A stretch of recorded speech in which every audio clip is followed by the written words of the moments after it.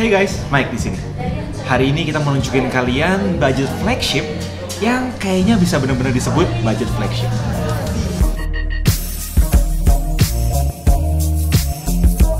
Mau laptop gaming yang murah tapi bagus apa ya? Aha, inilah Asus TUF Gaming FX 505 dengan pilihan layar 144Hz dan keyboard RGB. Link di deskripsi. Well, ketika kita menyebut istilah budget flagship, biasanya ada dua konotasi yang bisa muncul.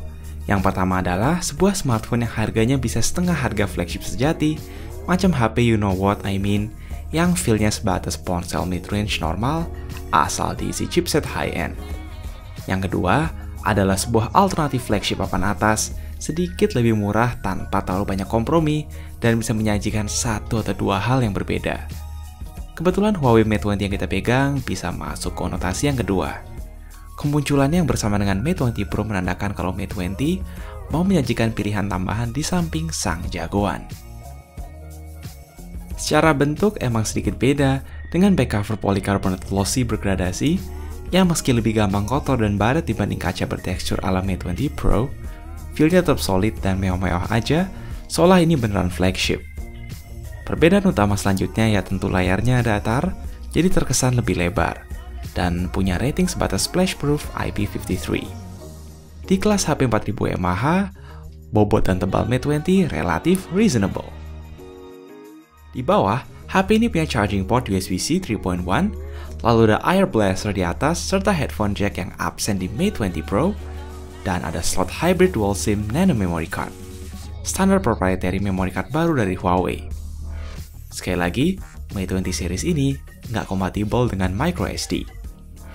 Nah, meski mungkin banyak yang bakal bilang kalau layar IPS ini adalah downgrade besar daripada AMOLED di Mate 20 Pro, gue yang nggak peduli layar QHD di smartphone, bisa bilang kalau layar Full HD IPS ini termasuk yang terbaik. Di samping luas poni serta dagu yang sangat minim, kontras dan warna di sini amat memuaskan.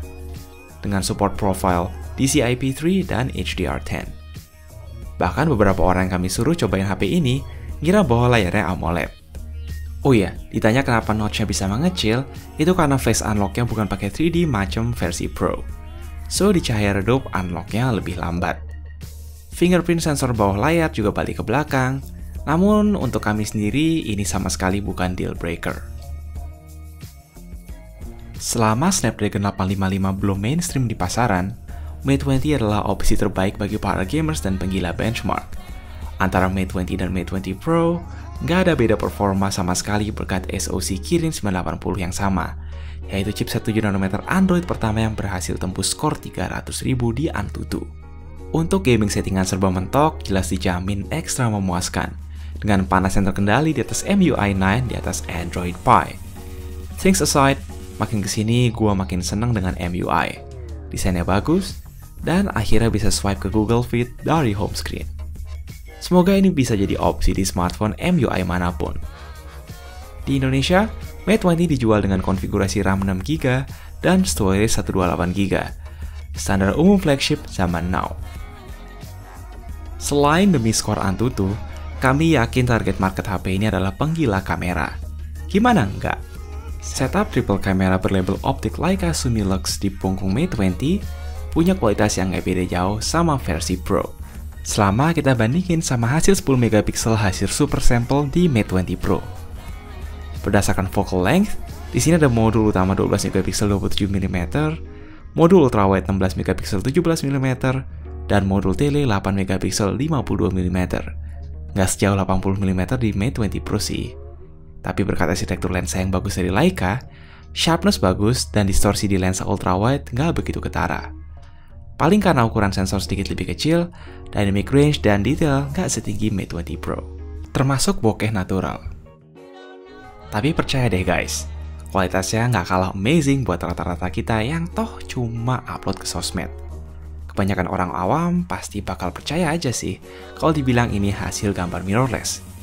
AI kamera yang bagus menghasilkan warna yang vivid, bokeh yang bisa dipercaya, dan overall sangat versatile. Kemungkinan kreativitas kalian hampir nggak terbatas berkat 3 lensa yang masing-masing punya usage scenario tersendiri. Bonus mode super makro.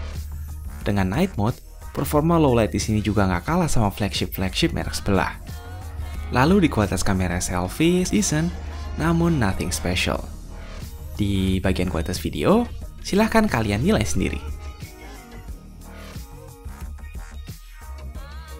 Selanjutnya ini adalah kualitas video kamera depan. Di luar jeroan dan kamera, Mate 20 punya berbagai fitur lain yang bisa di-expect dari sebuah flagship. Mulai dari NFC, Bluetooth 5.0, dan Huawei Supercharge. Yes, dengan supercharger yang sudah ter-include, HP ini bisa keisi sampai 60% dalam setengah jam. Baterai 4000 mAh-nya pun tergolong irit. Comparable dengan Mate 20 Pro yang berarti tahan sehari penuh di penggunaan sedang, bahkan bisa hampir 2 hari kalau kalian bukan gamer.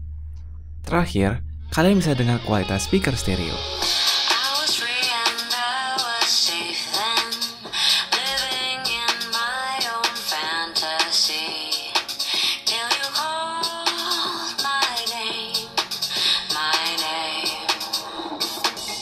So far, inilah yang semestinya jadi patokan sebuah budget flagship, yaitu sebuah smartphone pendamping flagship yang sedikit lebih murah dengan jeroan hampir sama, namun wujud yang sedikit berbeda.